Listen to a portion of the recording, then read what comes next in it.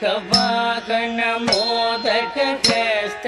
ಚಾಮರ ಕರ್ಣ ವಿಲಂಬಿತ ಸೂತ್ರ ವಾಮನ ರೂಪ ಮಹೇಶ್ವರ ಪುತ್ರ ವಿಘ್ನ ವಿನಾಯಕ ಪಾದ ನಮಸ್ತೆ ಮೂರ್ತಿ ಕವಾಹನ ಮೋದಕ ಹಸ್ತ